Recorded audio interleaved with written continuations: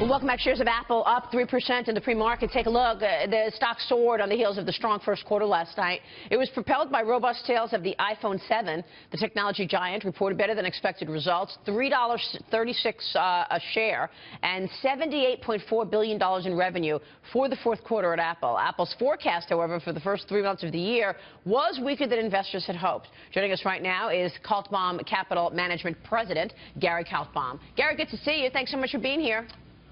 Good morning. Thank you. What's your take on the morning in terms of what's moving? Apple, obviously, one to watch. Were you surprised by the numbers? Would you buy the stock here?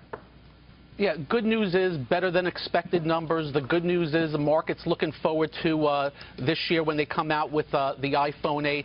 But the bad news is when you are a $650 billion market cap company with $220 billion in sales, it's very tough to grow your business like you have in the past. I think the stock probably goes higher, but I think it's probably just going to be an average stock. It's more like a super tanker right now, not a great growth name like they used to be. So where is the growth, Gary? I mean, looking at the broader market here, we're still up since election night, but we're seeing some sort of backing and filling this year as investors, I guess, wait on policy specifics. What do you want to do if you're a long-term investor right here? Well, look, the most important part of the equation right now is the market is expecting Donald Trump to lower taxes, both corporate as well as individual, and knock out a lot of regulations, specifically Dodd-Frank, which, to me, crushed the banks, especially the smaller ones. If he comes through, I think the market's going to be okay. But if we start hearing 2018, I don't think earnings are going to stand up to where the market is right now. Earnings are okay, nothing special. Growth is okay, nothing special. Until we really grow earnings in a bigger way, I think the market will be flat unless he really comes through in a big way, and hopefully sooner rather than later. Gary, it's Dagan McDowell, but in terms of the tax reform, corporate tax cuts, individual tax cuts, and tax reform, it would really have to get delayed into next year, would it not, for it to be really detrimental to the market? That's not a statement. It's actually a question.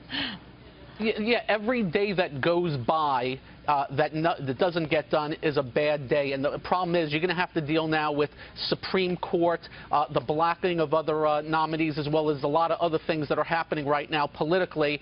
I'm just hoping he just comes in and realizes we got to get this done now and starts to ram it through, because there's not much the Dems can do.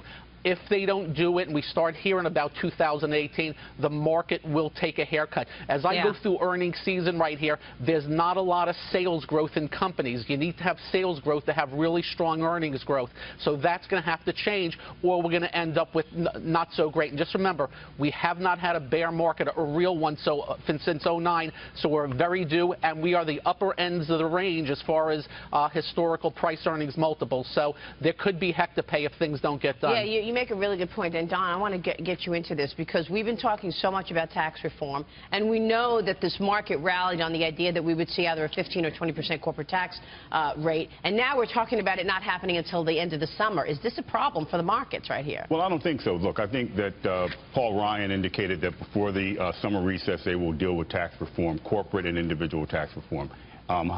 Top rate for corporate taxes is going to be 33%. One of the things they're going to do... You think they'll get it done this year? Yes, oh, absolutely.